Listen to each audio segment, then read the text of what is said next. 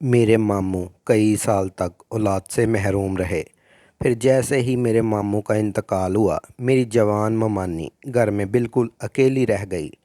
हम 5 बहन भाई थे, इसलिए मेरी वालदा ने मुझे ममानी के पास छोड़ दिया। यानी अब मैं अपने घर की बजाय ममानी के घर रहने लगा। मैं भी एक ऐसा लड़का था जो जवानी की दहलीज पर कदम रख रहा था। पहले महीने ममानी का मेरे साथ रवैया बहुत अच्छा था। फिर आहिस्ता आहिस्ता हमारे दरमियान बेचैनी बढ़ने लगी और अब हम एक दूसरे से मजाक करने लगे। फिर एक दिन रात तकरीबन 2 बजे, मुझे नहीं मालूम ममानी को क्या हुआ कि उन्होंने मुझे गहरी नींद से जगाया और फिर 2 घंटे तक इस दिन ममानी रो रही थी और बहुत बुरी हालत में थी। मैं अपने वालिदैन के साथ दूसरे गांव से मामू के इंतकाल पर उनके घर आया था। मेरे मामू और ममानी की अपनी कोई औलाद नहीं थी। इसके बावजूद मामू और ममानी ने अपनी पूरी ज़िंदगी एक दूसरे के लिए वक्फ कर दी थी। लेकिन जब मामू अचानक इंतकाल कर गए तो ममानी बहुत गमज़दा हो गई।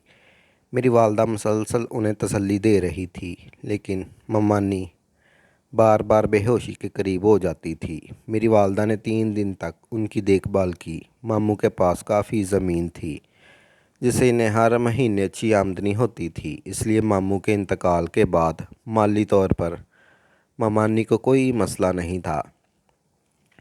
लेकिन उन्हें बहुत ज़्यादा सहारे की ज़रूरत थी। ममानी की उम्र तकरीबन 32 साल थी और वह बाकी ज़िंदगी मामू के नाम पर ही गुजारना चाहती थी। मैं घर में सबसे छोटा था। मेरे चारों बहन भाई मुझसे बड़े थे और घर में मेरी ज़्यादा ज़रूरत नहीं थी। इस वक्त मेरी उम्र 18 साल थी। मेरी वालदा ने कहा कि हम ममानी को अकेला नहीं छोड़ सकते, इसलिए फ़रहान को इनके पास छोड़ देते हैं ताकि इन्हें बेटे की कमी महसूस ना हो और वो तन्हाई से बच सकें, वरना ममानी मामू अजमल को याद कर कर के बीमार हो जाएंगी। ममानी ने भी इस बात पर रजामंदी ज़ाहिर की और कहा, हाँ, फ़रहान को यहीं छोड़ दें। मेरे वालिद ने कहा, फ़रहान यहीं रहेगा और मैं इसे इसी स्कूल में दाखिल करवाऊँगा और इसकी तालीम के तमाम अखराजात मैं ख़ुद बर्दाश्त करूँगा। ममानी ने फ़ौरन जवाब दिया, भाई आप क्या कह रहे हैं? ये तो मेरे बेटे की तरह है और मैं अकेली हूँ। मैं इतने पैसे कहाँ खर्च करूँगी? आपको इसके खर्चे की फ़िक्र की कोई ज़रूरत नहीं। बहरहाल ममानी के साथ रहने लगा और वो मेरी बहुत अच्छी देखभाल करने लगी। लेकिन उसके बाद मेरे साथ जो वाक़यात होने लगे, उन्होंने मुझे परेशान करके रख दिया। वैसे ममानी का घर काफ़ी बड़ा था, जिसमें 4-5 कमरे तो थे। लेकिन जब मैंने अलग कमरे में सोने की कोशिश की तो ममानी ने कहा, फ़रहान, मुझे अकेले बहुत डर लगता है। तुम ऐसा करो, मेरे कमरे में आकर सो जाओ। मैंने उनकी बात मान ली और उनके कमरे में सोने लगा। मैं उनके बिस्तर के करीब अपनी चारपाई लगा लेता। मुझे नींद बहुत अजीज़ थी क्योंकि सुबह स्कूल जाना होता था, वापस आकर पढ़ाई करनी होती थी और ममानी के लिए बाज़ार से चीज़ें भी लानी होती थी। छोटे मोटे कामों में उनकी मदद करना मेरी तो आदत ही बन गई थी।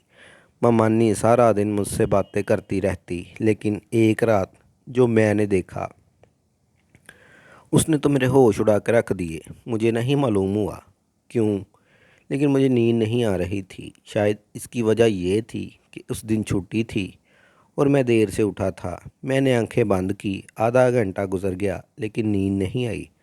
अचानक ममानी बिस्तर पर से उठी। उन्होंने अपने गले से दुपट्टा उतारकर बिस्तर पर रखा और कमरे के वाशरूम में चली गई। हालांकि ममानी दिन भर कभी दुपट्टा नहीं उतारती थी और मैंने उन्हें कभी अपने सामने ऐसे करते नहीं देखा था। मैंने सोचा शायद उन्होंने समझा हो कि मैं सो रहा हूँ। कुछ देर बाद वो वाशरूम से बाहर आई। वो मुकम्मल भीगी हुई थी, जैसे उन्होंने नहाया हो। सर्दियों का मौसम था और मैं सिर्फ रज़ाई में था, लेकिन ममानी ने इस वक्त नहाया था। ये देखकर मैं परेशान हो गया। अगर इन्हें नहाना था तो दिन में धूप निकलते वक्त नहाती, इस वक्त नहीं। ममानी फ़ौरन बिस्तर पर लेट गई और रज़ाई ओढ़कर सो गई। मुझे ये सब बहुत अजीब लगा। इतनी सर्दी में भला कौन नहाता है रात को? सुबह जब मैं स्कूल के लिए उठा तो मैं खुद को रोक ना सका और पूछा, ममानी, आप रात को नहाने क्यों गई? یہ سن کر وہ کچھ دیر کے لیے ساکت سی رہ گئی اور خاموش ہو گئی۔ انہوں نے کچھ نہیں کہا، بس گھبرا رہی تھی۔ میں نے کہا ٹھیک ہے، لیکن اتنی سردی میں آپ کو نہانا نہیں چاہیے تھا، آپ بیمار بھی ہو سکتی تھی۔ انہوں نے کہا کچھ نہیں ہوتا، کیا تم رات کو جاگ رہے تھے؟ میں نے جواب دیا ہاں، میں دیر سے سویا تھا، پھر میں ناشتہ کر کے اسکول چلا گیا۔ چھٹی کے بعد جیسے ہی میں گھر میں داخل ہوا، میں نے دیکھا ممانی بستر پر بیٹھ کر سبزی کاٹ رہی تھی۔ میں نے سلام کیا، لیکن وہ اتنی گہری سوچ میں تھی کہ انہوں نے سلام کا جواب نہ دیا، وہ نہ ہی میری طرف دیکھا۔ میں ان کے پاس بیٹھ گیا اور کہا ممانی۔ یہ سن کر وہ چونک گئی اور بولی تم آ گئے، کب آئے؟ میں نے کہا ابھی آیا ہوں، آپ کسی سوچ میں گم ہیں۔ میں نے سوچا شاید وہ ماموں کو یاد کر رہی ہیں۔ میں نے کہا اگر آپ ماموں کو ایسے ہی یاد کرتی رہیں گی تو بیمار ہو جائیں گی، اپنا خیال رکھیں۔ یہ سن کر وہ مسکرائی اور بولی ٹھیک ہے، تم ایسا کرو جا کر نہا لو، میں تمہارے لیے روٹی بناتی ہوں۔ میں نے کہا ٹھیک ہے۔ مجھے محسوس ہوا کہ ممانی ہمیشہ کسی گہری سوچ میں رہتی ہیں۔ پہلے وہ مجھ سے باتیں کرتی تھی، لیکن اب وہ بالکل خاموش رہنے لگی تھی۔ ایک رات جب میں سو رہا تھا، مجھے محسوس ہوا کہ ممانی مجھے دیکھ رہی ہیں۔ میری آنکھیں بند تھیں، لیکن میں نے ہلکا سا آنکھ کھول کر دیکھا۔ چاندنی کی روشنی میں ان کا سایہ صاف نظر آ رہا تھا۔ وہ میرے بستر کے قریب آئیں، شاید یہ دیکھنے کے لیے کہ میں سو رہا ہوں یا جاگ رہا ہوں۔ جب انہیں یقین ہو گیا کہ میں سو رہا ہوں تو وہ واپس چلی گئی۔ کچھ دیر بعد وہ دوبارہ واش روم گئیں اور اس بار بھی کافی دیر بعد باہر آئیں۔ وہ بری طرح کانپ رہی تھیں، ان کا جسم ٹھنڈ سے جم رہا تھا۔ مجھے سمجھ نہیں آ رہا تھا کہ وہ ایسا کیوں کر رہی ہیں۔ اگلے دن انہیں بخار ہو گیا۔ میں نے ان کے ماتھے پر ہاتھ رکھا تو وہ بہت گرم تھی۔ میں نے کہا یہ سب رات کو نہانے کی وجہ سے ہوا ہے۔ انہوں نے آنکھیں بند کرتے ہوئے کہا تمہیں کیسے پتا؟ میں نے کہا میں جاگ رہا تھا، میں نہیں سمجھتا کہ آپ رات کو کیوں نہاتی ہیں۔ انہوں نے کہا میں تمہیں نہیں بتا سکتی، تم اب بھی چھوٹے بچے ہو۔ میں نے اسکول سے چھٹی لی، ڈاکٹر سے دوا لے کر آیا اور ان کی خدمت کی۔ کچھ دیر میں ان کا بخار کم ہو گیا۔ کچھ دن بعد جب میں اسکول سے واپس آیا تو ممانی رو رہی تھی۔ میں نے پوچھا کیا ہوا؟ انہوں نے کہا میں برداشت نہیں کر سکتی۔ پھر وہ اپنے کمرے میں چلی گئی اور اندر جا کر دروازہ بند کر لیا۔ میں پریشان ہو گیا اور کھڑکی سے اندر جھانکا۔ جو میں نے دیکھا اسے دیکھ کر میں ہل کر رہ گیا۔ اس وقت میں فوراً پیچھے ہٹ گیا اور اپنی آنکھوں پر ہاتھ رکھ لیا۔ میں خود سے شرمندہ ہو گیا کہ میں نے ایسا کیوں دیکھا۔ 2 گھنٹے بعد جب وہ باہر آئیں تو ان کی آنکھیں سرخ تھیں اور لگ رہا تھا کہ وہ بہت روئی ہیں۔ آہستہ آہستہ میں نے محسوس کیا وہ بدل رہی ہیں۔ انہوں نے ماموں کی تمام تصویریں ہٹا دی اور کہا کہ وہ آگے بڑھنا چاہتی ہیں۔ ایک رات میں نے انہیں چیختے ہوئے سنا۔ میں اٹھ کر گیا تو وہ واش روم میں نہیں تھی، لیکن اندر سے کسی بات کرنے کی آواز آ رہی تھی۔ یہ سب میرے لیے بہت عجیب تھا۔ ایک دن میں نے دیکھا کہ وہ رات کو چپکے سے چھت پر جا رہی ہیں۔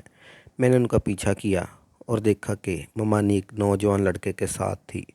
وہ دونوں ایک دوسرے کے بہت قریب تھے اور باتیں کر رہے تھے۔ وہ لڑکا کہہ رہا تھا کہ وہ ممانی سے شادی کرنا چاہتا ہے۔ ممانی کہہ رہی تھی کہ وہ بیوہ ہے اور معاشرہ کیا کہے گا، لیکن وہ لڑکا اصرار کر رہا تھا اور کہہ رہا تھا کہ وہ ان سے محبت کرتا ہے۔ ممانی نے اسے اپنی باہوں میں بھر لیا۔ ممانی کہنے لگی پیار تو میں بھی تم سے بہت کرتی ہوں اور تم میری ضرورت ہو۔ یہ دیکھ کر مجھے غصہ آیا۔ میں نیچے آ گیا۔ مجھے نیند نہیں آ رہی تھی۔ دل کہہ رہا تھا کہ دوبارہ جا کر دیکھوں کہ وہ کیا کر رہے ہیں۔ تھوڑی دیر بعد ممانی واپس آئی تو میں نے ممانی سے کہا کہ مجھے سب پتہ ہے۔ وہ رونے لگی اور کہنے لگی میں مجبور تھی، مجھے بھی مرد کی طلب ہوتی ہے، میرے بھی جذبات ہیں، میں بہک گئی تھی، کسی کو مت بتانا، میں نے تمہیں اپنا بیٹا سمجھا۔ انہوں نے کہا کہ انہیں اپنے شوہر سے وہ محبت نہیں ملی جو انہیں ملنی چاہیے تھی اور اب وہ اس لڑکے سے محبت کرنے لگی ہیں۔ میں خاموش ہو گیا۔ آخرکار میں نے یہ بات اپنے والدین کو بتائی۔ وہ آئے اور بات کو سمجھداری سے حل کیا۔ چند دن بعد ممانی کی اس لڑکے سے شادی ہو گئی اور وہ ساتھ خوش رہنے لگے۔